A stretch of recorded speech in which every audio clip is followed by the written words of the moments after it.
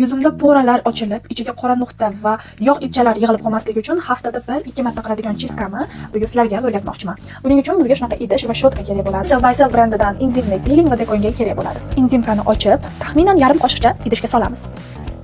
Ustidan esa dekongeldan 2-3 tomchi quyamiz.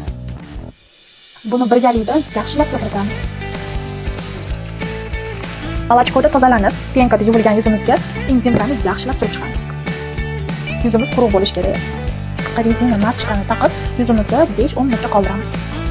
Yuzimda enzimka va dekongel 10 minutcha turib bilan tashlaymiz. Esa yengil bu yordamda tozalanadi. Enzimkaga aynan dekongelni aralashtirganimiz uchun chuvstительный, ya'ni qizaruvchan yuzlarga ham bemalol tushadi. Endi yuzimni yaxshilab yuvib chiqaman. Yuzimizga enzimli peelingdan keyin karboksiterapiya qilinsa juda ham zo'r natija beradi. Yuz tiniqlashadi, yaltirashni boshlaydi, qon aylanishi tezlashadi, kislorod bilan teringiz maza qilib to'yinadi. Lekin hozir menda qizarishlar paydo bo'lgani uchun, ozgina chiska qilganim uchun men aynan cooling maskara ishlataman. Bu porani ichidagi yog'larni, qora tochkalarni tozalaydi, yuzingizni tinchlantiradi, qizarishlarni ketkazadi. Bu ham yuzingizga juda ham zo'r natija beradi. Hozir sizlar bilan buni yuzingizga qo'yamiz. Maskamiz aynan shunaqa ko'rinishda. Bu 100 mg. Kichkinagina maskadagina. Qarang, teksturasi qanaqa mayli. Shunaqa zo'r yuzinglarni muzlatadi. Qizarishlarni zo'r ketkazadi chiskalardan keyin. Lopatasida ko'p ketib qolsa, maskalar kerak miqdorini olib, aynan shunaqa shotishga yoyib chiqsanglar bo'ladi.